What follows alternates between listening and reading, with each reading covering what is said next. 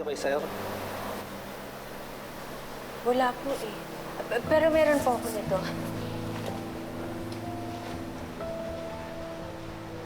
Ito po, nakita ko po kasi dito yung pangalan ng mama niya. Ma'am, pasensya na po. Kailangan po, may appointment po kayo sa sekretary ni sir. Hindi po kami nagpapasok dito po ng wala pong appointment. Sige sir, paano po ba makakuha ng appointment? Ma'am, kailangan niyo pong tawagan po yung sekretary po ni sir. Siya po yung nagbubook po ng mga bisita po ni sir. Ano po ba? Sige po, salamat.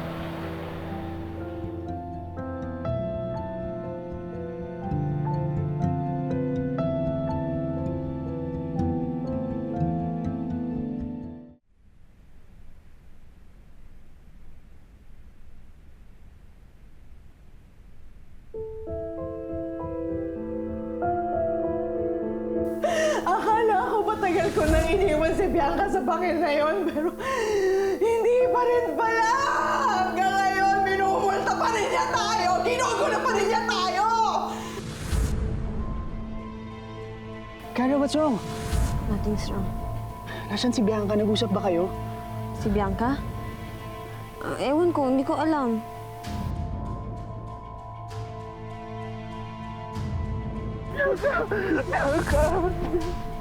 Bianca, kumapit ka, please. Makakaligtas ka, please. Andiyan na sila. Mamarating na sila, Bianca, please. Please.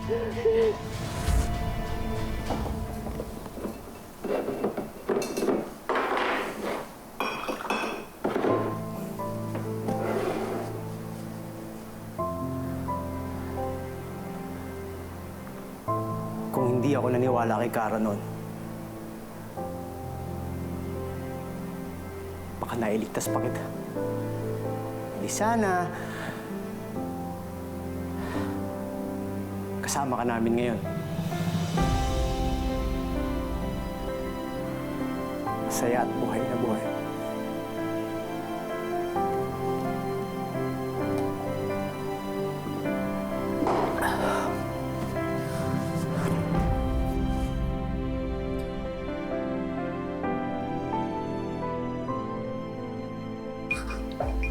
Dude, maaga pa lang lasing ka na. Hinay-hinay lang. So, chill lang. Mag-restroom muna ako. Whatever, dude. Go ahead.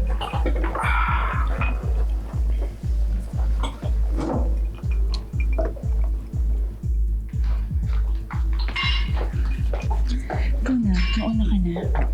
Sure ka ba? Baka mamaya sukakan ka lang yan, girl. I can handle this. Go na, maghanap ka na ng boys mo. Bilisan mo, ang dami tulong.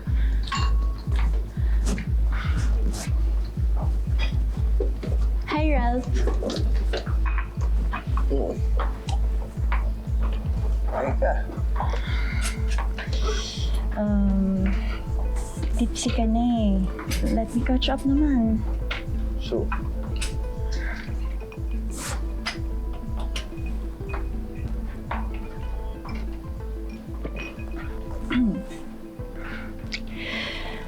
Just like old times.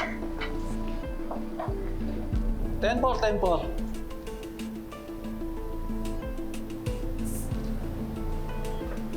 Miss, gabi na. Sarado na kami.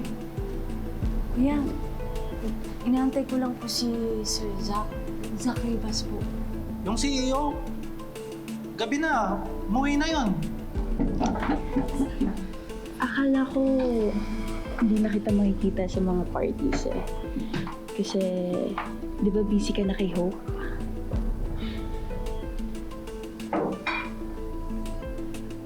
you know what?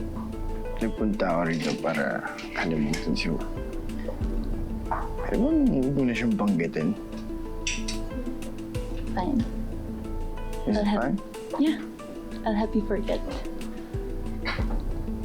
Kuya, sige na po. Kailangan ko po lang talaga siya makausap. May importante lang po talaga ako itatanong. Di ba sinabi ko sa'yo, tumawag ka sa sekretary niya para mabigyan ka ng appointment?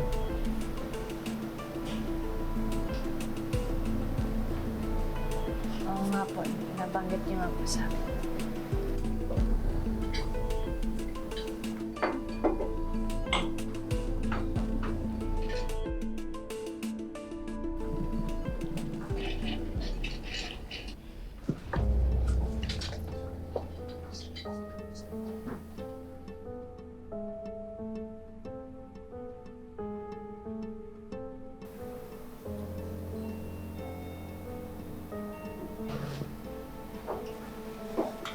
Bubbles?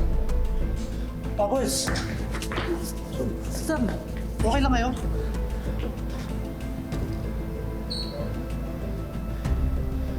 Minumulto niya ako. Alam niyo yung ginawa ni Kara. Alam niya may atraso kami sa kanya.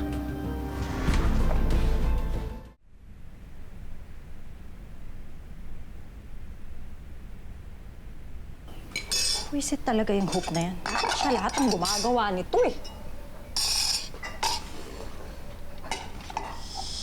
Sinabi mo pa, Nay. Busy talaga yung babae na yan. Kung kailangan siya dito, tsaka siya alis-alis. Oo nga. Ang problema natin ngayon, paano tong tatay mo? Nagpapagaling pa. Hindi naman natin siya pwedeng iwanan. Sino magbibigay ng gamot sa kanya? Mamaya, ma-infection pa yung sugat niya. Dagdag gastos na naman. Iba din kayo, Nay, no? Kahit na hati ang atensyon sa atin ni tatay, love na love mo pa rin siya. Uy, mahal ka din naman ng tatay mo, anak. Talagang umepal lang yung reset na Hope na yan, eh. Karoon ka patuloy ng kahati sa tatay mo. Nay, nako. Huwag mo isipin yung babae na yan, yung abnormal na yan. Sana nga, huwag na siyang bumalik dito. Para naman wala tayong kahati kay tatay. Lalo na kay Ma'am Dayan. Oo nga, sinabi mo pa. Pero, ang kailangan natin pag-isipan ngayon, paano tayo makakabalik sa mansyon?